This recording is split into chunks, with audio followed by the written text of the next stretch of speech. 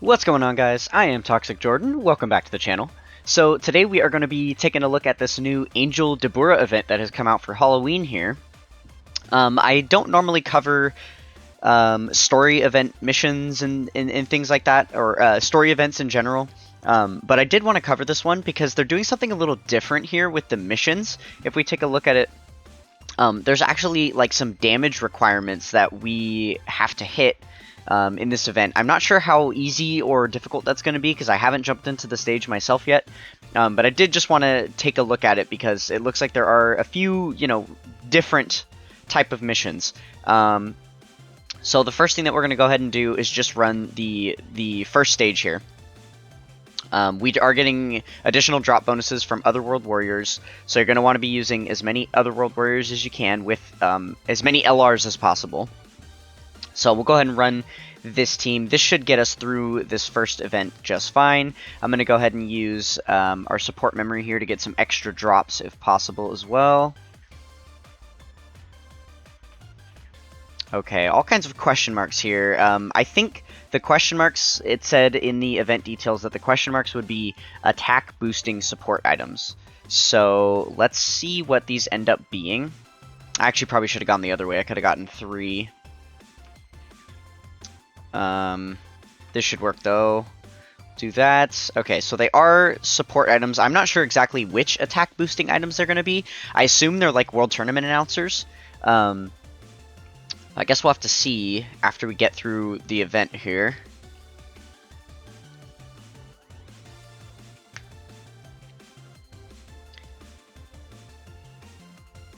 So yeah, this first stage definitely isn't where the challenge lies, because the first stage is just where you're going to be farming up the copies of the Dabura card himself, and then it looks like you'll be getting the medals to awaken him through the missions as you complete the first stage multiple times. But then you're getting some extra rewards. It looked like some dragon stones and other stuff if we are meeting the damage requirements that you need in the second stage. So it looks like we got 4 copies of the Dabura card here on the first run, so that's a pretty good start so far. We are going to need 14 copies total, so definitely will have to do a few more runs of that. Okay, interesting. So we got a Bulma. This one's good. 25% attack for 5 turns. And then this one gives us 30% attack for 2 turns. Okay, interesting. This item was not on my radar. The Pausaurus tail? Pauzusaurus. Oh, it's from the Saiyan saga when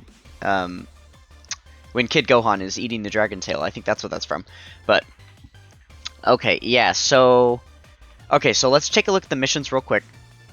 So for stage 2, let's see, 3 million damage, 5 million damage, deal 10.59 million damage in stage 2. Okay. So yeah, I guess let's just jump in and see how difficult that's going to be. Because I did look at... Okay, so let's take a look at the... Where is it? The event details here. So in stage 2, they require you to complete a certain amount of damage. Okay, so this is aim to complete the missions by including Dabura Angel on your team and bringing numerous support items that can raise attack into the stage. So it looks like you do want to use the Angel Dabura here. Really quick, we're gonna run this second stage without Angel Dabura and just see what we're able to make happen here. What does the second stage even drop? Oh, it looks like the second stage drops the Awakening medals as well. Okay, so let's go ahead and try it without Dabura and just see on this team. We might as well bring some attack up items as well. Where were those? Yeah, we'll bring these, and then I guess we'll bring a physical World Tournament announcer and like an int World Tournament announcer. Okay. This should be fine. Or actually, instead of the int one, let's go ahead and bring the other Bulma item. This one. Okay. Cool, that should be plenty of attack up items for us. Now, we'll see without the Dabura how much damage we're able to do here. I'm very, very curious. Because if we think back to the Fighting Spirit events that came out in the Worldwide Download Celebration, using the advantageous characters that they recommended actually gave you quite a big boost. So I would not be surprised to see the same thing happening here. Okay, so I think it's obvious we're going to want to use Gogeta. Okay, and then we'll go ahead and pop all of these items and see... I wonder if any of these stack, actually. I don't think that they do, but we can try. Let me take a look. I think it tells you whether they stack or not. Effect does not stack when used more than once. I think this one... Oh, because it has the 70% recovery, that's why it allows that. Okay. Okay, perfect. And we're able to get the Ultra Super attack there. Okay, so I'm also curious if this is going to be like the punching machine, where you have to deal all the damage with one attack. Or, wow, we're at a 10 million attack stat. That's pretty good. Okay, so we did 8 million damage. Oh, I guess if we're going to be taking him out in one hit, then you kind of do have to do the damage with one character. Okay, so with the 4 attack boosting items, and he was on a double 170% leader skill, and he had type advantage, and we got a critical hit, we still only did 8 million damage. So that makes me think that we really are going to need the Dabura. Okay, well, that is good to know. Okay, so I'm going to go ahead and make a cut here. I'm going to finish farming up the Dabura until we have him fully rainbowed and everything, and Dokkan Awakened, and then I will come back and do another attempt, and we'll try to get the 10 million damage finished off here. Okay, so I will be right back. Alright, we have gotten Dabura fully farmed up here. So he is rainbowed for us. I went ahead and put some equips on him as well, because in the second phase we are fighting against a int type enemy. The actual strongest equips that you can give yourself, this runs the same for the punching machine as well, is these attack up skill orbs. The type attack boosts are actually going to give you a greater attack boost than like a critical hit or just attack items would. So those are definitely the best ones to have. So I've got a lot of good attack power here, and then I just went full crits for his build, just because I figured, you know, only getting like one shot to do the 10 million damage, we pretty much need it to be a critical hit, right? So that made the most sense. So now if we take a look at his passive, he's got a base 104 attack and defense, and then he gets an additional 10% per superclass ally on the team. So you'll see here in a minute, based on the team we've built, we have all superclass allies around him to make sure we can maximize that part of his passive. He has a support buff of 30% for superclass allies, which includes himself, so he's getting an additional 30% attack there. Okay, so then he gets an additional defense 104% when the target enemy is in attack down or defense down status. Which isn't necessarily important for this event, because we're focusing on attack, right? So, he gets an additional attack 104% when the target enemy is in attack down and defense down status. And then he recovers 10% HP at the end of the turn, recovers HP with candy. Cool.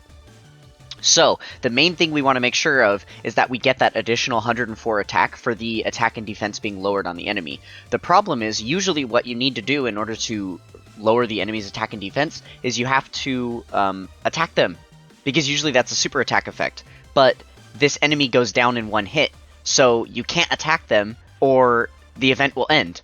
So what I've done here is I've actually built a team that has a bunch of characters that have passive skills that lower the enemy's attack and defense. So this Super Strike Pycon that just got his Easy A has that in his passive. He is going to be lowering the enemy's attack and defense by 20%, and then we've got the Super Saiyan 4 Gogeta here that does the same thing for extreme class enemies, which we are fighting against a Boo, so it is an extreme class enemy, and then same thing here with this blue Vegeta. So hopefully one of those units will show up on rotation with the Dabura, and that is how we will be able to win. I do need to change out my attack items here, I just realized as well. I need to put on the Dabura cookie, because that is definitely the strongest attack item for physical types, which is what we're going for here, right? Let's see, and then we've got that. I think this one's 30% for 2 turns. This is probably the strongest here. Okay, so I think this is the best setup we can do for attack. Okay, so now we just hop in and hope that Dabura is in the first slot, or on the first rotation there. And he is. Excellent. We've also got one of our allies that has the attack down passive, so that is perfect. We got pretty much perfect RNG here, and there's also one of our leaders on the rotation with Dabura as well, which is nice because I'm pretty sure he's going to link up better than anyone else. Oh no! I had the auto battle on. Oops. Okay, we got really good rotations here, and I don't want to risk that not happening again, so I'm going to go ahead and reset the app real quick. We'll redo that turn with the auto battle off there. Oh goodness. That is an inopportune time for a data download. 1 megabyte too. What was that about? Okay, come on, Dokkan, load.